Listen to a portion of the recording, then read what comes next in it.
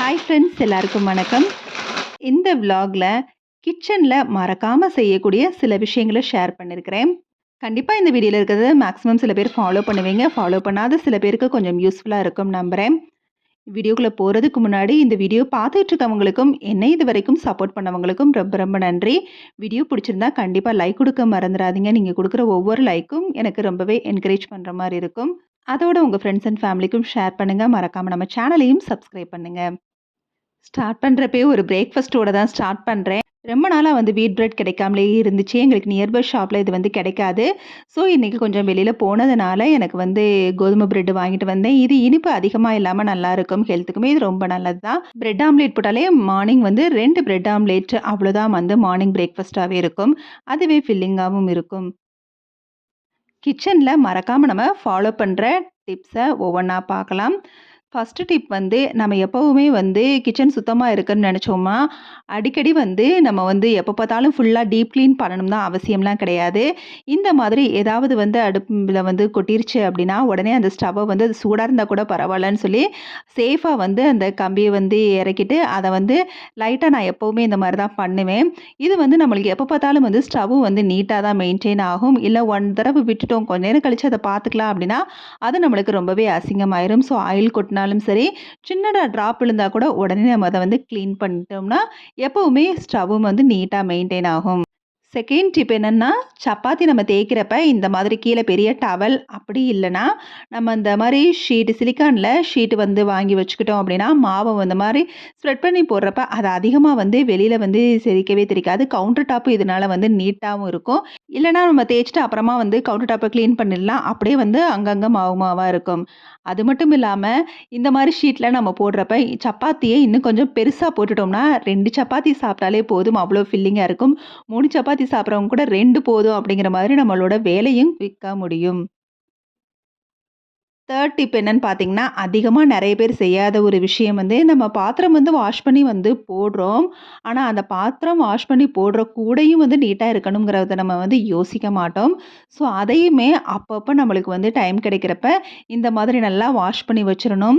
Because நிறைய பேர் வந்து உப்பு தண்ணி கூட நம்ம வந்து யூஸ் பண்ணுவோம். நாங்கள் வந்து மேக்ஸிமம் வந்து எப்பயாவது ஒரு நேரம் தான் உப்பு தண்ணி, அதிகமாகவே நல்ல தண்ணி தான் யூஸ் பண்ணுவோம். அப்படி இருந்துமே வாஷ் பண்ணால் தான் கொஞ்சம் வந்து நல்லாயிருக்கும்.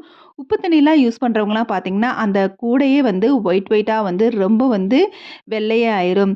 ஸோ அப்பப்போ இந்த மாதிரி நம்ம பாத்திரம் கழுவி வைக்கிற கூடையும் வாஷ் பண்ணிட்டோம்னா நம்ம ஹைஜீனிக்காக இருக்கணும்னு சொல்லி நம்ம பாத்திரத்தை நல்லா பார்த்து பார்த்து வாஷ் பண்ணுவோம். பட் அந்த பாத்திர விலைக்கு போடுற கூடையும் நீட்டாக இருந்தால் தானே அது நம்மளோட ஹைஜீனிக் வந்து மெயின்டைன் ஆகும். அதனால் பாத்திரம் வாஷ் பண்ணி போடுற கூடையும் அப்பப்போ இந்த மாதிரி வந்து வாஷ் பண்ணி போட்டுருங்க. இது டெய்லி வந்து வீக்லி ஒன்ஸ்ன்னு கூட தேவையில்லை. நம்மளுக்கு டைம் கிடைக்கிறப்ப இந்த மாதிரி வந்து வாஷ் பண்ணிட்டோம்னா அது வந்து நீட்டாக இருக்கும். பார்க்கவே வந்து எப்பயுமே வந்து அதுவுமே பளபளன்னு லுக்கில் இருக்கும்.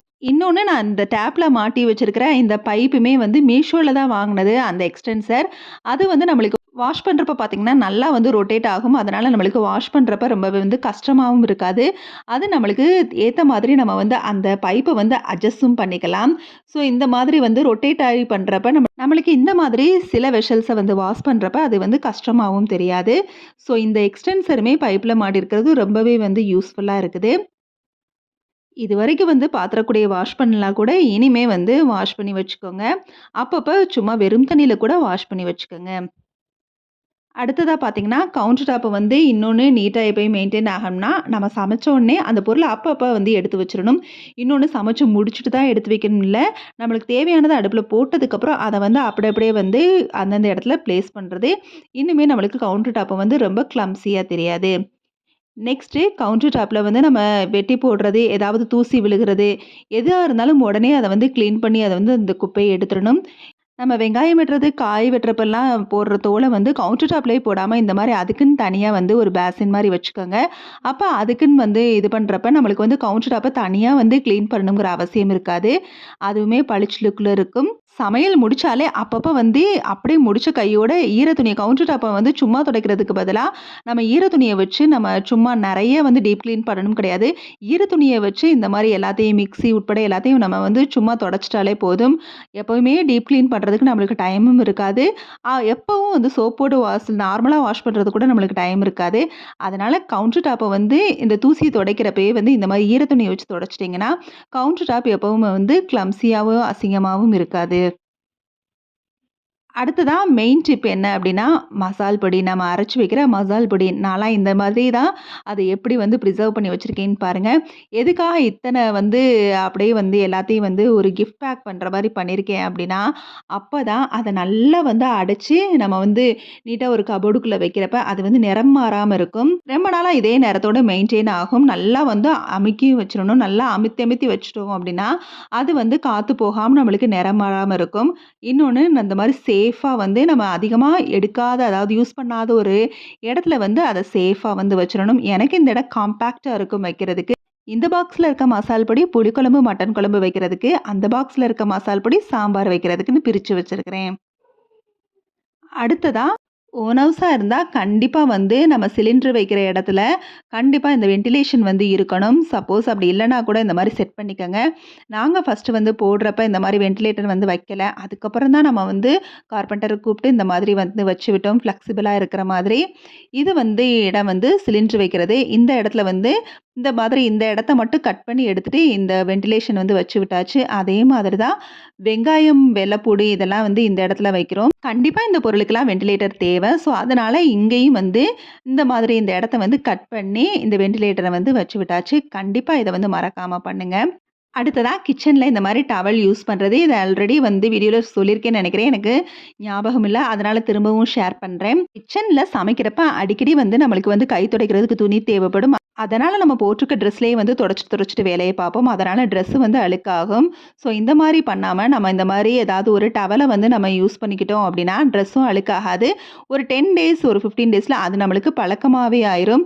இப்பல்லாம் நான் அந்த மாரி தான் பண்றேன். ஃபர்ஸ்ட்டெல்லாம் ரொம்ப வந்து வொர்ஸ்ட்டா வந்து நைட்டில தான் வந்து ஃபுல்லா வந்து தொடைப்பேன். பட் இப்ப ரொம்ப நாளா அந்த பழக்கத்த மாத்திக்கிட்டேன். அடுத்ததா இந்த சோப் வந்து ரேஷன்ல வாங்குனது. இதெல்லாம் ஒரு ₹10 ₹15 தான் இருக்கும். இந்த சோப்ப நான் இந்த மாதிரி வந்து ஸ்ப்ளிட் பண்ணி வச்சுக்குவேன். இந்த மாரி கட் பண்ணி தனித்தனியா எடுத்து வச்சுக்குவேன். ஒரு 3 பீஸா போட்டு. 2 பீஸ் வந்து பாத்ரூம் வாஷ் பண்றதுக்கு, 1 பீஸ் வந்து கொஞ்சம் பெரிய பீஸா போட்டு, அத ஒரு டப்பால போட்டு கிச்சன்ல சிங்க் அடியில வச்சுக்குவேன். அது எதுக்கு அப்டின்னா, கிச்சன்ல நம்ம ரெகுலரா யூஸ் பண்ற துணிய வந்து நைட்டு கிச்சன் கிளீனிங் முடிச்சுட்டு இந்த சோப் வச்சு வாஷ் பண்ணி போட்டுருவேன். ரெகுலரா வந்து அந்த ஒர்க் வந்து நடக்கும். வீக்லி ஒன்ஸ் தான் கிச்சன் துணிய வந்து நல்லா துவைச்சு கம்ஃபோர்ட் போட்டு வெயில்ல காய வைப்பேன். மத்தபடி இருக்கிற 2 பீஸ் எதுக்குன்னா, முக்கியமானது வாரம் வாரம் வந்து நான் பாத்ரூம் கிளீன் பண்றப்ப இந்த 2 சோப்பு வச்சு தான் பாத்ரூம் ஃபுல்லா வந்து கிளீன் பண்ணுவேன். ரொம்ப ரேரா தான் வந்து நான் வந்து ஹார்பிக் யூஸ் பண்ணுவேன். மத்தபடி நான் வந்து டாய்லெட்டோ, இல்ல வாஷ் பேஷனோ, ஃபுல் பாத்ரூமையும் வந்து டைல்ஸ் எல்லாத்தையுமே இந்த சோப் வச்சு மட்டும் தான் நான் வாஷ் பண்ணுவேன். பாத்ரூம் லிக்விட விட எனக்கு இத வச்சு நம்ம கிளீன் பண்றப்ப ரொம்பவே சூப்பரா இருக்கும். நான் நார்மலா வந்து துணிக்கு வந்து சர்ஃப் எக்ஸல் சோப்பு போடுவேன். அத வச்சு தான் மீதம் இருக்கிற சோப்பு விழுகும். அத வச்சு தான் பாத்ரூம் கிளீன் பண்ணிட்டு இருந்தேன். ஸோ வீக்லி வந்து தேவைப்படுறதுனால நெறைய வந்து சோப் தேவைப்பட்டுச்சு. அதனால வந்து நான் இப்ப ரேஷன்ல வாங்கி தான் யூஸ் பண்ணிட்டு இருக்கிறேன். இது பிரைஸும் கம்மி, மத்தபடி கிளீனிங்க்கும் சூப்பரா இருக்குது அப்படிங்கிறதுக்காக நான் வந்து அதிகமா வந்து பாத்ரூம் லிக்விட் யூஸ் பண்ணாம இதுதான் யூஸ் பண்ணிட்டு இருக்கிறேன். அவ்வளோதான். இந்த சின்ன சின்ன விஷயங்கள் வந்து மேக்ஸிமம் நெறைய பேர் யூஸ் பண்ணுவீங்க. ஸோ தெரியாத நெறைய பேருக்கு வந்து கண்டிப்பா வந்து யூஸ்ஃபுல்லா இருக்கும். மறக்காம இந்த விஷயங்கள்லாம் நீங்க ஃபாலோ பண்றப்ப, கண்டிப்பா நெறைய வந்து சேஞ்சஸ் தெரியும். ஸோ அவ்வளோதான். இதோட இந்த விளாக் வந்து முடியுது. கண்டிப்பா இந்த வீடியோ வந்து உங்களுக்கு யூஸ்ஃபுல்லா இருக்கும் நம்புறேன். இந்த உருளி மண் பாத்திரத்தில செஞ்சதா நேத்து அம்மா கடையிலேருந்து தான் வாங்கிட்டு வந்தேன். இது வந்து பார்க்கவும் அட்ராக்டிவா இருக்கு. தண்ணீல போட்டு வச்சிருந்தேன். இன்னைக்கு வந்து அத யூஸ் பண்ண ஆரம்பிச்சுட்டேன். Okay, bye. தேங்க்ஸ் ஃபார் வாட்சிங்.